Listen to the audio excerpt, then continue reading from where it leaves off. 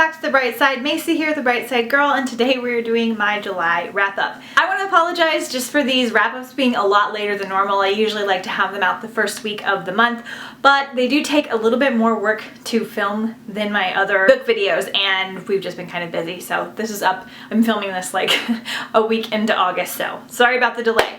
But I had a much better reading month in August, and I'm really excited to talk about the books. If you're not familiar with my reading wrap-ups, I do two separate wrap-ups. So I do my physical reading wrap-ups today, right now, and then tomorrow my audiobook wrap-up will be up. So I read a total of 7 physical books in August, and I listened to 11 audiobooks, so be sure to come back tomorrow. Once it's up, I'll link it up here in the little cards and in the description. You can click on it and watch that second video. But for now, we're going to talk about the books that I physically read. So I had a much better reading month than I have in a while. I have been feeling better, and I have just been more inspired by the books that I'm reading.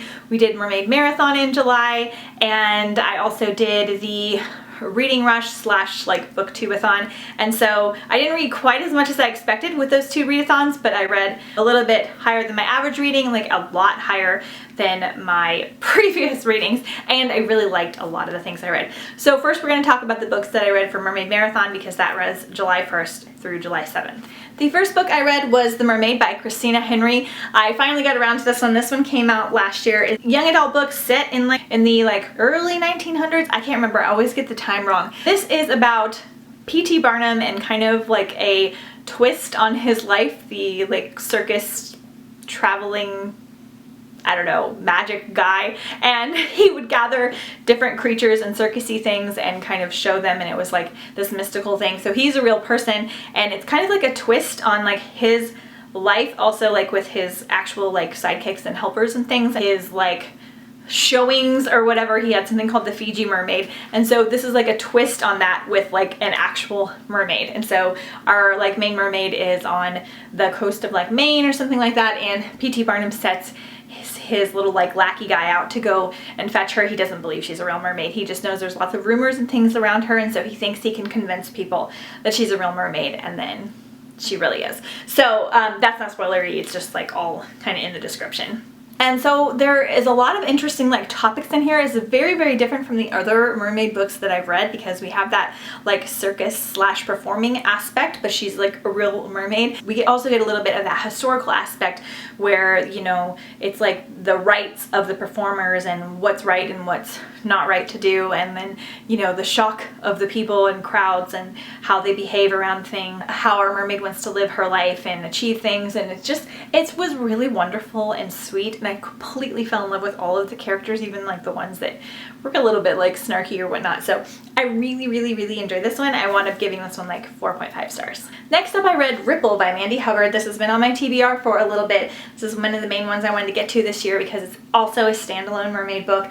It's very short as well. So this is about a girl who is always like drawn to swim and sing in the ocean. She winds up killing someone on accident, and so she's kind of hiding her like monster magical abilities, and so she's not exactly a mermaid, she's kind of more of a siren, and then there's just like a love story in here. But what I really liked about this one is it started out being like kind of a typical mermaid siren type book, and then there was like a twist with another type of character and another even like magical-y aspect, which was really, really cool, and I really liked. And it had a little bit of like myth and lore in here as well. So this is set in modern times, and it was just really, really good. I really, really, really enjoyed it. It was really fast to read. If you like mermaids, you'll like this book. A little bit more simple, but like I said, it had that kind of like twist and new character in here that I wasn't expecting, and it was really great. So I wound up giving this one 4 stars as well. Then I read Wrecked by Anna Davies. This was gracefully sent to me by my friend Alyssa, and I was so grateful. This is one of her favorite mermaid books.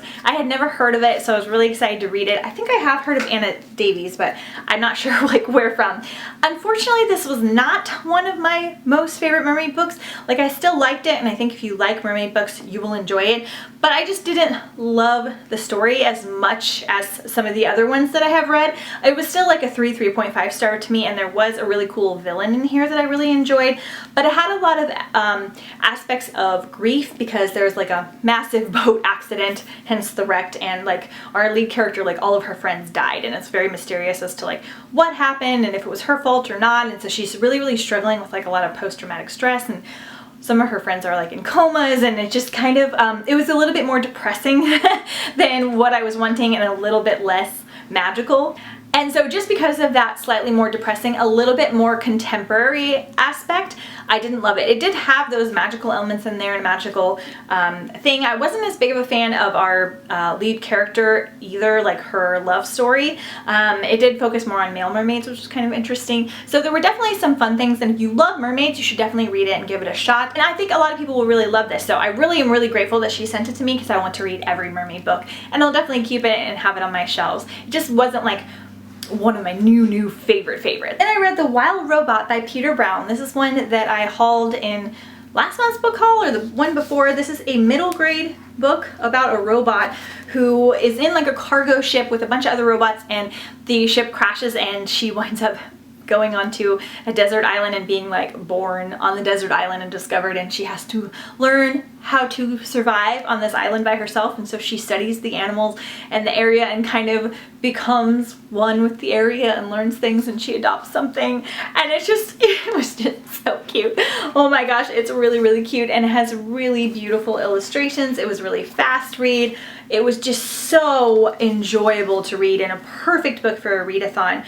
I just love middle grade books in general, but this was a particularly good one. It had some good life lessons as well. It had a little cliffhanger at the end, so I need to read the sequel ASAP, but I wound up giving this one 4.5 stars as well. Then for the reading rush, I read that other one for the reading rush. I read Fate Bull by Claudia Gray. This is one that I've been meaning to get to for a while. I've never read a Claudia Gray before, and this one was a retelling of the Titanic with werewolves.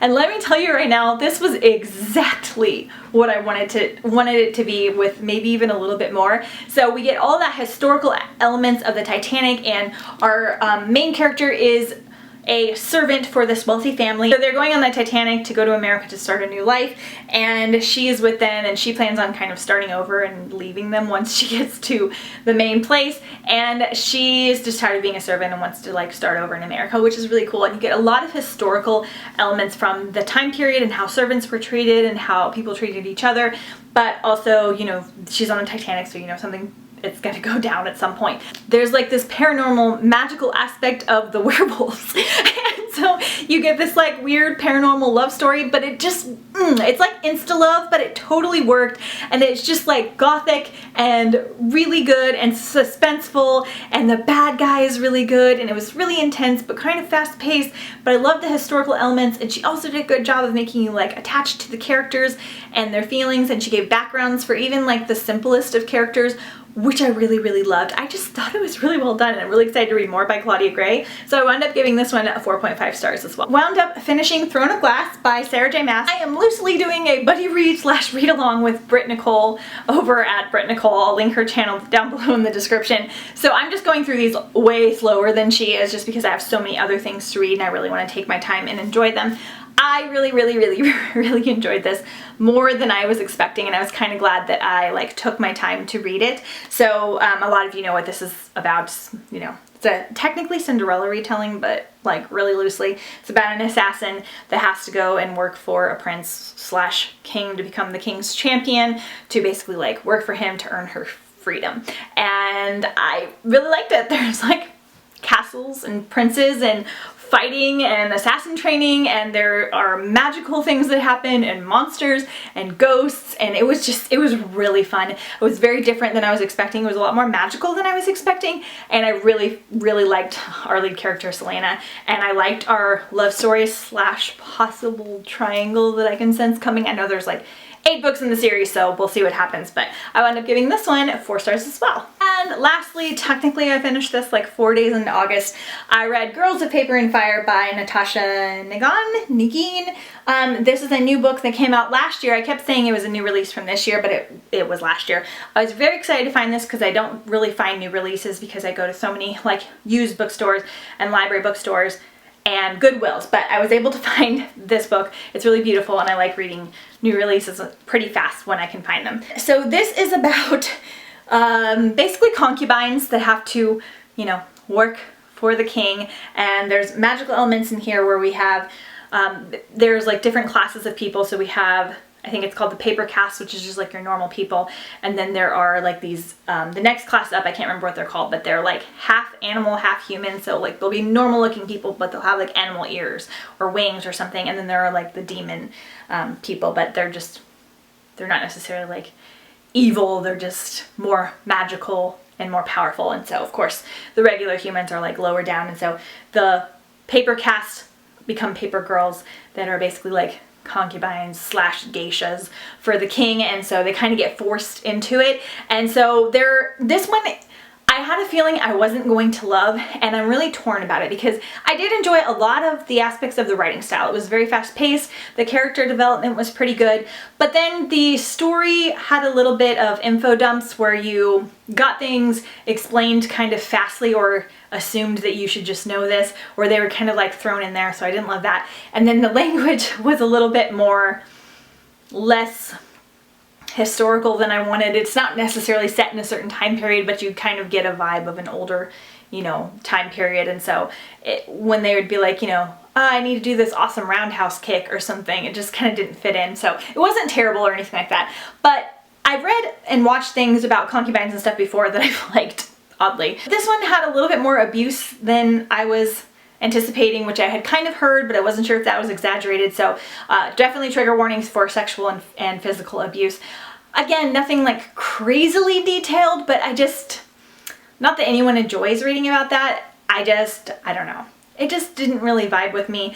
There's a female-female romance in here, which was pretty decent as far as that goes. Not necessarily like my favorite, and I'm really debating on reading the next one or not because I didn't hate it, and it didn't really take me that long to read it, but I just didn't love basically the overall plot and story. I liked the animals, and I kind of liked some of the battling and things that they were going to do, but I just think I'm going to like other things way more. So I just wound up giving this one 3 stars. So that is all I physically read for the month of July. I did, like I said, a ton of audiobooks that I will be talking about tomorrow with you guys that I'm super excited about. I had pretty good experiences with those as well. So let me know if you guys read anything awesome down below in the description.